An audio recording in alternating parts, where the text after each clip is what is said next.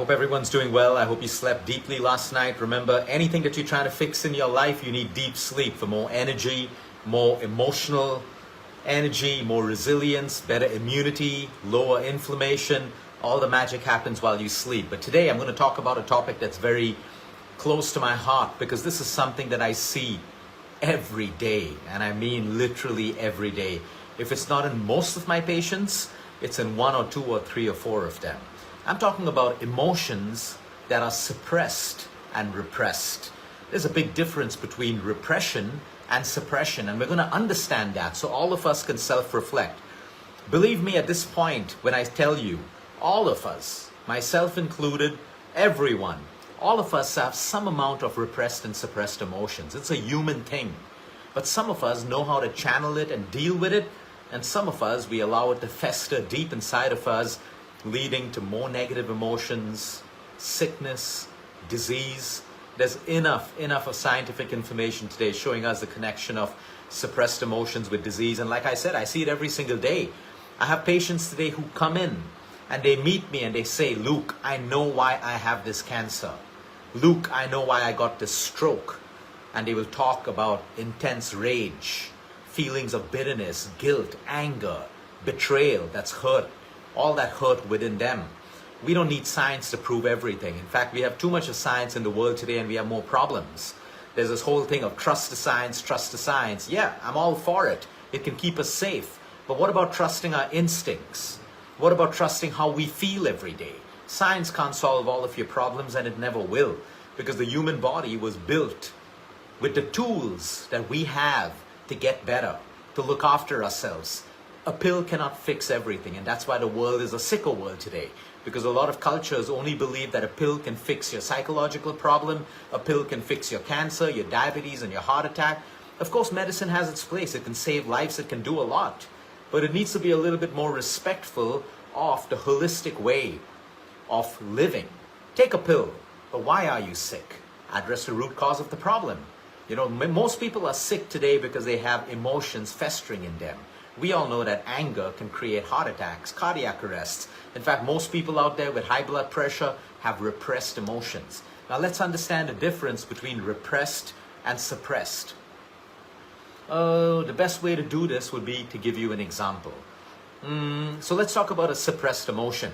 Now let's say, for example, hypothetically, I don't like my boss. I don't like my boss at all. Okay? We have a bad relationship, but my boss has called me today for a feedback meeting. And my boss says, give me feedback about me. Okay? And now he's my boss. He's going to be responsible for my promotions. So no matter what I want to say that you're a biased manager, you're rude, you don't care about work-life balance, you know, you're egoistic, you never listen to people, you think you're always right. This is what I want to say. But hey, he's my boss. The appraisals are around the corner. I can't say that. So at that moment, I say, yeah, everything's going well. I wish this could happen. Yes, but everything's fine. You're a great boss. All of that stuff. I've suppressed these emotions. Now I go home, okay, and I'm angry, and I speak to my friend, and I talk badly about my boss. I'm venting it out. I'm expressing my emotions. Maybe I go to the gym. I spend 30 minutes with the punching bag with my boss's face on it visually.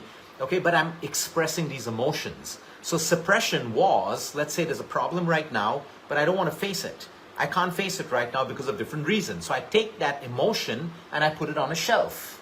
Okay? And after a while, I go to the shelf, okay, and I start addressing that emotion, either through gossip, through venting out, through bitching, through whichever ways. Nice ways like journaling, talking to a friend, asking for advice, maybe doing a run, workout. But I am addressing those emotions. Now that is suppression.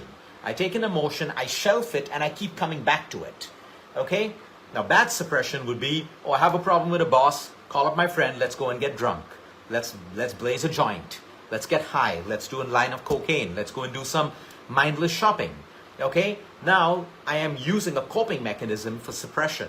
Not the best thing to do. I'm never going to address the root cause of the problem. Now what is repression? Repression is the unconscious or the subconscious blocking of an unpleasant emotion, a memory, an incident. The best example to give you, this is something that we see almost every day. young girl molested by her driver, by her uncle, sometimes by her brother. Okay, she's molested. She goes to tell her parents. Her parents says, don't you ever speak about this to anyone. No one will marry you, no one will love you, no one will talk to you in society. Instead of supporting and listening to this traumatic expression of this young girl, this girl is now taught to shut up. She has to find ways to block this emotion and this memory and this incident because she's not allowed to ever talk about it. Fear is put into her. No one will marry you, everyone will laugh at you, no one will talk to you, everyone will think you did it, you instigated this whole rape or this molestation. So now this young girl learns to unconsciously or subconsciously block this emotion.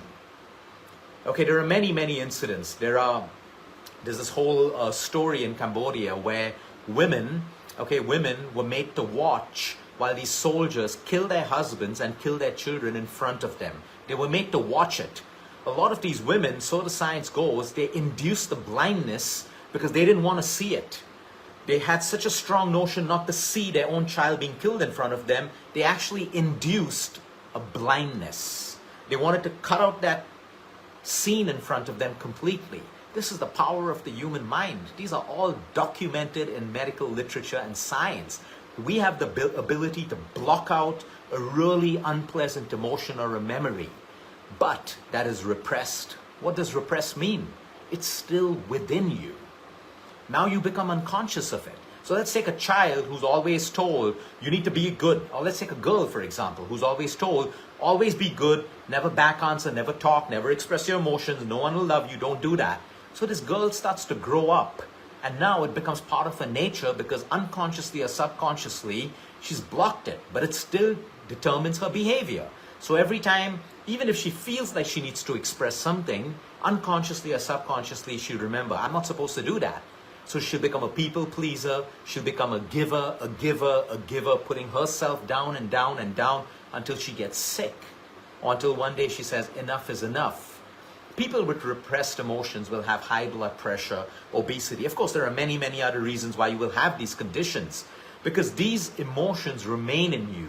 And when there's a slight trigger or a resemblance of that emotion or memory, you get angry with it. A lot of us don't understand why we get angry. No one wants to be angry.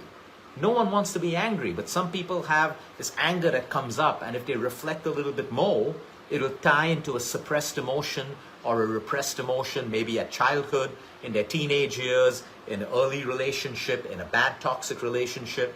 So if we don't address these repressed and suppressed emotions, they become our biggest limiting factor in life. We continue to behave out of these repressed emotions. So we're scared, we live our life with fear, because this young girl could never express that she got raped or molested and be helped. Now all her relationships, she fails because she has a fear. She has a genuine fear of men, but she can't express this to her man. So there are other conflicts that come up and there are other problems that come up. Most toxic mother-in-laws who are out there harassing their daughters, okay? Most of these mothers have gone through their own traumatic childhoods. They have their own repressed emotions and suppressed emotions, which they now project on their daughters or their daughter-in-law. And that's what we see every single day. You know, wicked mother-in-laws, wicked father-in-laws who take their emotions and they just want to project it on a newly married couple. Their own shortcomings are projected. All of these are repressed emotions. We can call them evil, we can call them angry, but hey, they haven't dealt with their own emotions. That's why a lot of mother-in-laws can't stand to see. Most of them have not been appreciated for their own beauty. Most of them have not been appreciated ever in their life. They're made to be like slaves in the kitchen, slaves. They don't know this. So they can't stand to see a young daughter-in-law being appreciated, being called beautiful, being called pretty. That envy creeps into them and they take it out in forms of other behavior. This is a common case. I call it the MIS, the mother-in-law syndrome, which is prevalent in our country, India. Maybe in other countries as well, but I'm talking about India right now. We also have an FIS, which is a father-in-law syndrome, where you have very jealous fathers who are jealous of their sons or their son-in-laws who may be doing better than them, who may look better than them, who's getting more appreciation, who behave differently from them. And all these projections of behavior stem from repressed and suppressed emotions. No one is really evil, but these emotions can trigger us to behave in evil ways. And we need to understand this.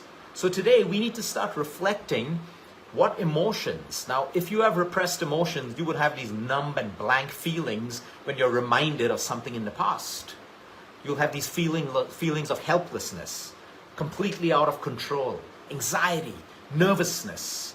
These are examples. Suppressed emotions, anger, irritability, beating yourself up, wanting to be a people pleaser all the time so you get more attention and more validation. Now, what is the way out of this? One is, of course, therapy. If you have a childhood to heal, you need a great therapist. If not, you can start off with one of the most powerful ways, expression.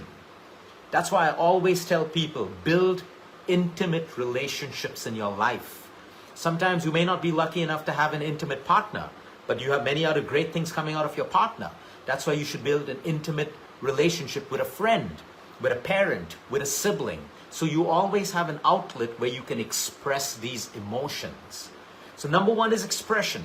To a friend, to a therapist, maybe your own partner, if you have that ability to do that, expression is the best way to do it. Never express with expectation that I'm expressing so all my problems should be solved. No, don't feel entitled. Expression is only giving you a chance to talk about everything, to vent it out, to speak about it. I hope it gets solved, but don't have an expectation that it will. But I can promise you, you'll feel a ton better when you express, when you learn to express. Now, let's say you don't have that person that you can, or you're not yet ready to go to a therapist. Start to write. Start to journal everything that makes you angry. What happened in your life? You can burn it, you can tear it. I love doing a voice note because in a voice note you can be expressive, you can be angry, you can be abusive, you can express your heart's content out, and then you delete it. These are some ways that you do it. Another way of beautiful expression, especially for repressed emotion, when suddenly you get a feeling that you don't understand. I feel angry. Express that. I feel. It's very important. The I feel. It is validating your truest emotion. I feel really angry right now. I don't know why. That's a great conversation starter with someone who you're intimate with. Because then you can have a beautiful conversation where these repressed emotions take a little bit more time to come up.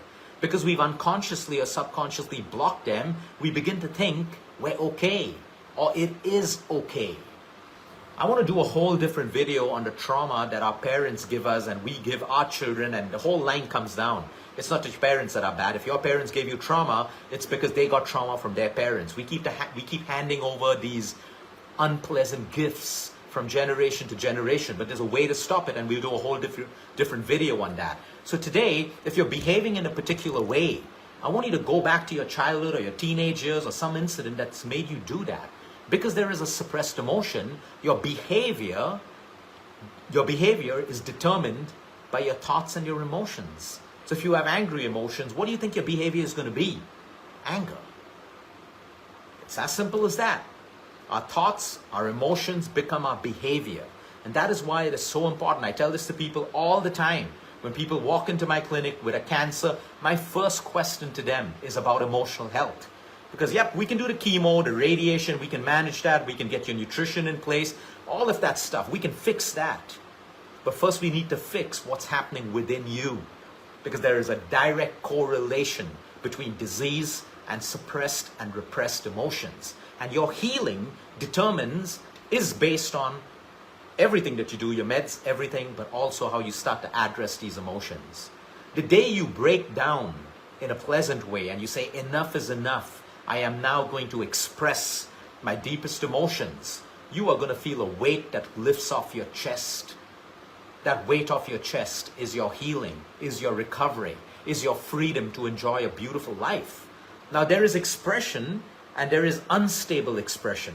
There are people who express just too much unstably, they wear their heart on their sleeve, and no, you've got to channel it. That's not a good thing either. That's not a good thing either. Some people say, oh, I'm super expressive. No, you're super insecure. And that's why you think by sharing more and more, you're going to get more and more validation. No, there's a beauty in being vulnerable, okay? And there's a pain in being overly expressive in an unstable way.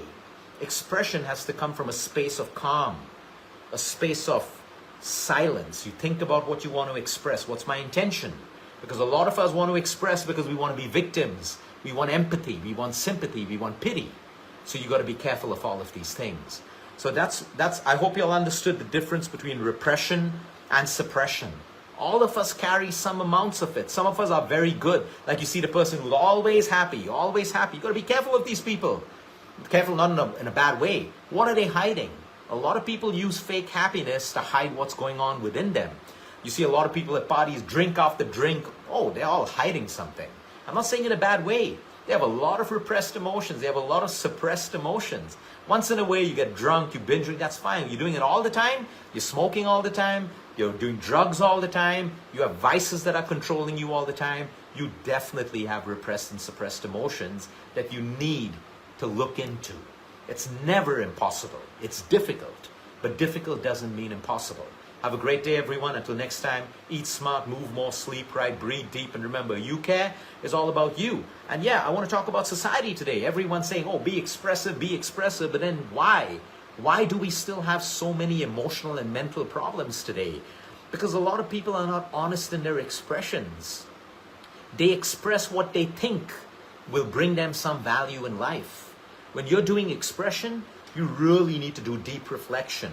And it's not about going back and blaming your parents for everything that you think they did wrong because you watch some Western culture video that tells you your parents are responsible for everything that's going wrong in your life today. That's not true.